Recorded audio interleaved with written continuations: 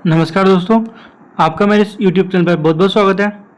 तो दोस्तों, हमारी लाइब्रेरी साइंस की जो यूनिट 4 है उसके अंदर हम पढ़ रहे थे। इससे पहले वाली क्लास के अंदर हमने मैनेजमेंट जो टॉपिक था हमारा वो स्टार्ट कर दिया था, जिसके अंदर हमने उसकी जो विभिन्न वैज्ञानिकों द्वारा जो उसकी डेफिनेशन दी गई थी उसकी वो देखी थी, और जो लेवल्स ऑफ मैनेजमेंट था उसके बारे में देखा था, और भी उसके बारे में जो बहुत सारे फैक्ट्स है वो देखे थे। आज की इस क्लास में हम शुरू कर रहे हैं स्कूल्स ऑफ मैनेजमेंट, यानी प्रबंधन की विचारधाराएं। ठीक है, अलग अलग वैज्ञानिकों ने अलग अलग विचारधाराएं दी हैं जिनके बारे में आज हम देखेंगे। तो सबसे पहले हम देखते हैं जो कॉन्स महोदय थे, कॉन्स, उन्होंने मैनेजमेंट थ्योरीज को 6 ग्रुप्स में बांटा है, यानी 6 विचारधाराओं में बांटा है। ये 6 विचारधाराएं हैं। पहली है मैनेजमेंट प्रोसेस स्कूल, जिसे हम प्रबंधन प्रक्रिया स्कूल भी कहते हैं। दूसरी है एम्पिरिकल स्कूल, जिसे हम अनुभवजन्य स्कूल भी कहते हैं। और तीसरी है ह्यूमन बिहेवियर स्कूल, यानी मानवीय व्यवहार स्कूल। और चौथी है सोशल सिस्टम स्कूल, यानी सामाजिक प्रणाली स्कूल। और जो हमारी 5वीं जो विचारधारा है वो है डिसीजन थ्योरी स्कूल, जिसे निर्णय सिद्धांत भी कहते हैं। और छठी है द मैथमेटिकल स्कूल, जिसे हम गणितीय स्कूल भी कहते हैं। तो ये टोटल 6 प्रबंधन की विचारधाराएं हैं। इनको हम एक एक करके देखेंगे। सबसे पहले हम देखते हैं द मैनेजमेंट प्रोसेस स्कूल, जिसे हम प्रबंधन प्रक्रिया स्कूल भी कहते हैं। इस विचारधारा के जनक हैं हेनरी फ्योल। जो हेनरी फ्योल है वो इस विचारधारा के जनक है, यानी जो मैनेजमेंट प्रोसेस स्कूल है इस विचारधारा के जनक कौन है? हेनरी फ्योल, यानी प्रबंधन प्रक्रिया स्कूल के जो जनक है वो कौन है? Henry Fayol. इस विचारधारा में मानवीय सामूहिक प्रयासों को उद्देश्यानुसार संगठित किया जाता है। यानी जो मैनेजमेंट प्रोसेस स्कूल है, यानी प्रबंधन प्रक्रिया स्कूल है, इस विचारधारा में जो मानवीय सामूहिक प्रयासों को उद्देश्यानुसार संगठित किया जाता है। यानी जो मानविक समूह होता है, सामूहिक जो प्रयास होते हैं मानवों के, उनको एक उद्देश्य के अनुसार ही संगठित किया जाता है।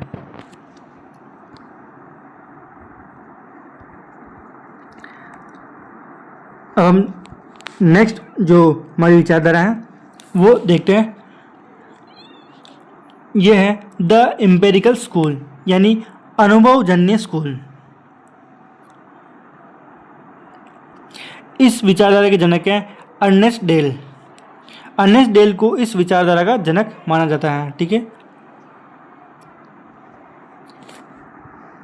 आगे देखते हैं। इस विचारधारा के समर्थक पीटर ड्रुकर, डेविड और न्यूमैन आदि हैं। यानी जो एम्पिरिकल स्कूल है इस विचारधारा के जो जनक हैं वो कौन है? Ernest Dale. और इस विचारधारा के जो समर्थक हैं वो है पीटर ड्रुकर, डेविड और न्यूमैन। ये 3 इसके समर्थक भी हैं। ये प्रबंधकों द्वारा अपने अभ्यास में प्रबंधन तकनीकों के उपयोग की सफलताओं और विफलताओं का एक अध्ययन है। यानी जो एम्पिरिकल स्कूल है ये प्रबंधकों द्वारा जो उनके अभ्यास हैं, अभ्यास प्रबंधन तकनीकों के, ठीक है, जो उपयोग होते हैं प्रबंधन तकनीकों की, जो उपयोग की जो सफलताएं हैं, ठीक है, अभ्यास में जो प्रबंधन तकनीकों की जो सफलताएं हैं और विफलताएं हैं उनका एक अध्ययन है ये ना।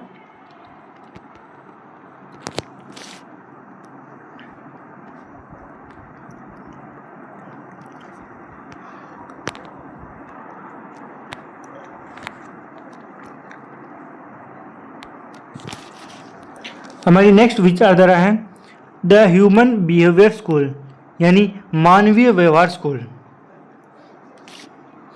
इस विचारधारा के अध्ययनों ने सामाजिक कारकों और उत्पादकता के बीच संबंध को उजागर किया है। यानी जो ह्यूमन बिहेवियर स्कूल है इस विचारधारा के अध्ययनों ने सामाजिक कारकों और उत्पादकता के बीच में संबंध को उजागर किया है। मानवीय व्यवहार स्कूल की उत्पत्ति किसने की है? एल्टन मायो, ठीक है, एल्टन मायो और रोतमिस बगेर। एल्टन मायो, रोतमिस बगेर और डब्ल्यू जे डिक्सन द्वारा किए गए प्रयोगों से हुआ है। यानी जो ह्यूमन बिहेवियर स्कूल है इसकी उत्पत्ति जो एल्टन मायो थे और जो रोतमिस बगेर थे और डब्ल्यू जे डिक्सन थे, इनके द्वारा जो प्रयोग किए गए थे उनके द्वारा ही जो इसका उत्पत्ति हुई है वो हुई है।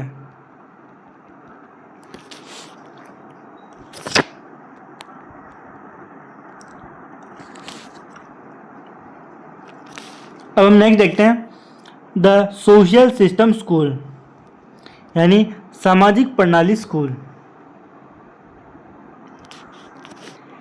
चेस्टर बर्नार्ड इस प्रबंधन विचारधारा के आध्यात्मिक जनक हैं। यानी जो चेस्टर बर्नार्ड थे वो सोशल सिस्टम स्कूल के आध्यात्मिक जनक हैं, ठीक है। आगे देखते हैं सोशल सिस्टम स्कूल विभिन्न सामाजिक समूहों के सांस्कृतिक संबंधों की प्रकृति को पहचानता है। जो सोशल सिस्टम स्कूल है वो विभिन्न सामाजिक समूहों के सांस्कृतिक संबंधों की प्रकृति को पहचानता है और ये देखता है कि वे आपस में कैसे जुड़े हैं और एकीकृत हैं, ठीक है। ये विभिन्न सामाजिक समूहों के सांस्कृतिक संबंधों की प्रकृति को पहचानता है और ये देखता है कि वो आपस में कैसे जुड़े हैं और एकीकृत हैं।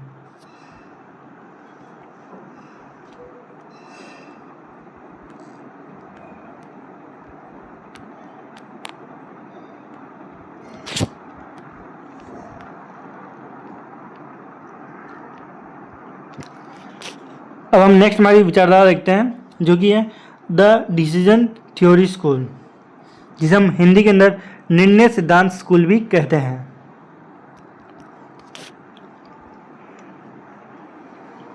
इस दृष्टिकोण के प्रमुख योगदान साइमन मार्च और सायरट और फॉरेस्टर हैं। जो डिसीजन थ्योरी स्कूल है इस विचारधारा की जो प्रमुख योगदान करता है वो है, एक तो साइमन है, ठीक है, पहले तो है साइमन, फिर दूसरे हैं मार्च और तीसरे हैं सायरट और चौथे हैं फॉरेस्टर। ये चार जो प्रमुख वैज्ञानिक थे उनका इसमें योगदान रहा है, इसके अंदर द डिसीजन थ्योरी स्कूल के अंदर, ठीक है। आगे देखते हैं ये दृष्टिकोण निर्णय लेने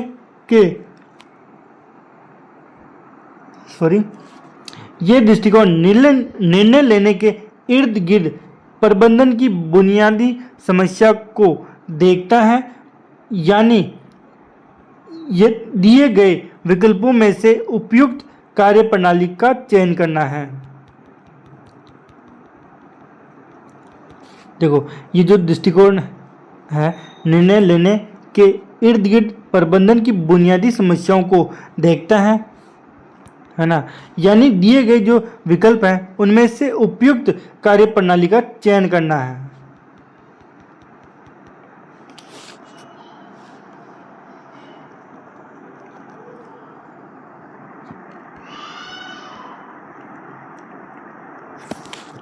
अब हमारी जो नेक्स्ट जो विचारधारा है वो देखते हैं द मैथमेटिकल स्कूल, यानी गणितीय स्कूल। इसे W.C. चर्चमैन द्वारा विकसित किया गया है।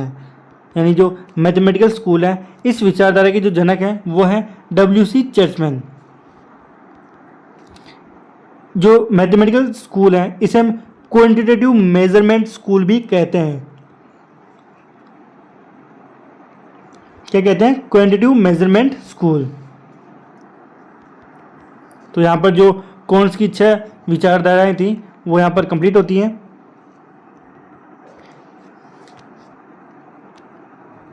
कॉन्स की मैनेजमेंट थ्योरीज की 6 ग्रुप्स हैं, यानी 6 विचारधाराएं हैं।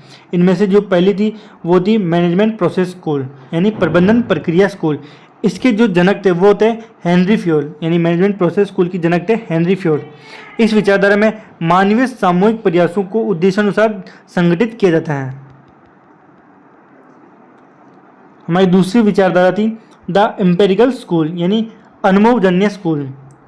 इस विचारधारा के जनक थे अर्नेस्ट डेल, और इस विचारधारा के जो समर्थक थे वो थे पीटर ड्रुकर, डेविड और न्यूमैन। ये आदि समर्थक थे इसके विचारधारा के। ये प्रबंधकों द्वारा अपने अभ्यास में प्रबंधन तकनीकों के उपयोग की सफलताओं और विफलताओं का एक अध्ययन है। जो एम्पिरिकल स्कूल है वो क्या है, एक अध्ययन है किसकी, सफलताओं और विफलताओं की, किसके अंदर, जो प्रबंधन तकनीक होती है उसके उपयोग की।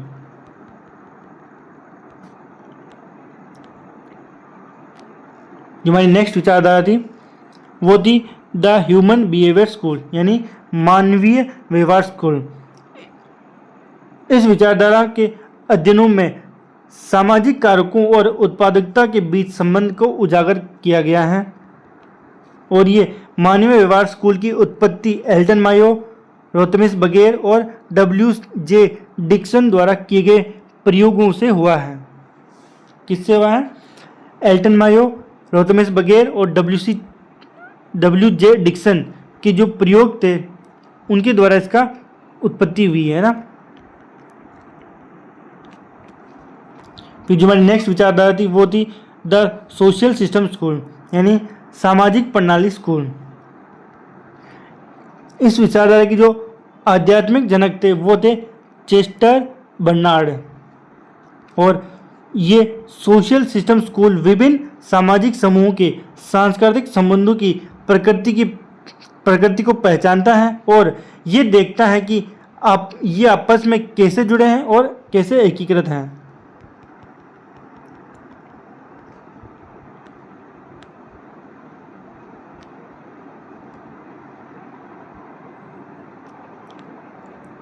फिर जो हमारी जो नेक्स्ट विचारधारा थी वो थी द डिसीजन थ्योरी स्कूल, यानी निर्णय सिद्धांत स्कूल। इस विचारधारा के अंदर जो प्रमुख योगदान था वो था साइमन का, मार्च का और साइरट का और फॉरेस्टर का। इन चारों का इसके अंदर महत्वपूर्ण योगदान था। यह दृष्टिकोण निर्णय लेने के इर्द गिर्द प्रबंधन की बुनियादी समस्याओं को देखता है, यानी ये दिए गए विकल्पों में से उपयुक्त कार्यप्रणाली का चयन करता है।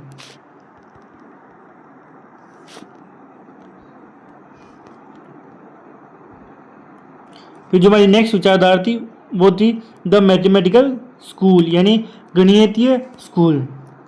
इस विचारधारा के जो जनक थे वो थे W.C. चर्चमैन, और इस विचारधारा को क्या कहते हैं, क्वांटिटेटिव मेजरमेंट स्कूल भी कहते हैं। तो यहाँ पर जो कौन सी 6 विचारधाराएं थी वो कंप्लीट होती हैं। अब हम नेक्स्ट देखते हैं हिट एंड अदर्स द्वारा, यानी जो हिट थे और जो अन्य व्यक्ति थे उनके द्वारा जो मैनेजमेंट थ्योरी है इसको 3 समूह में बांटा गया है।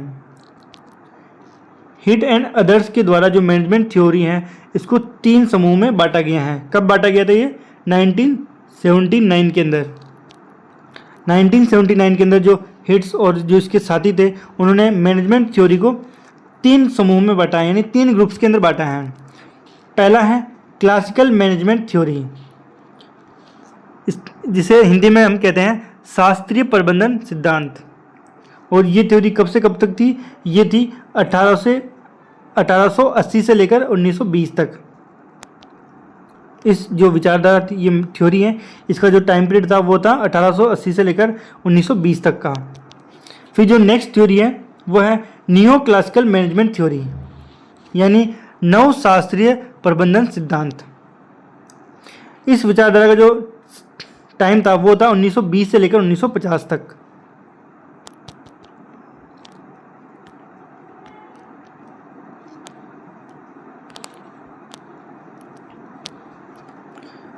फिर जो नेक्स्ट विचारधारा थी तीसरी नेक्स्ट थ्योरी थी वो थी मॉडर्न मैनेजमेंट थ्योरी, यानी आधुनिक प्रबंधन सिद्धांत।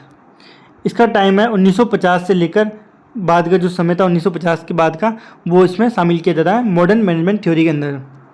तो यहाँ पर हमने 3 ग्रुप देखे हैं। पहला हो गया क्लासिकल मैनेजमेंट थ्योरी, दूसरा न्यू क्लासिकल मैनेजमेंट थ्योरी और तीसरा है मॉडर्न मैनेजमेंट थ्योरी। तो इन तीनों के बारे में हम एक एक करके देखेंगे। सबसे पहले हम देखेंगे क्लासिकल मैनेजमेंट थ्योरी के बारे में, और ये हम नेक्स्ट क्लास से शुरू करेंगे क्लासिकल मैनेजमेंट थ्योरी के बारे में, ठीक है। तो आज की क्लास हम यहीं तक पढ़ेंगे। तो आज हमने जो कॉन्स की जो मैनेजमेंट थ्योरी थी उसकी जो 6 ग्रुप्स थे, इन जो 6 विचारधाराएं थी उनके बारे में आज पढ़ाया हमने। नेक्स्ट क्लास में हम जो हमारी क्लासिकल मैनेजमेंट थ्योरी है उसके बारे में पढ़ेंगे।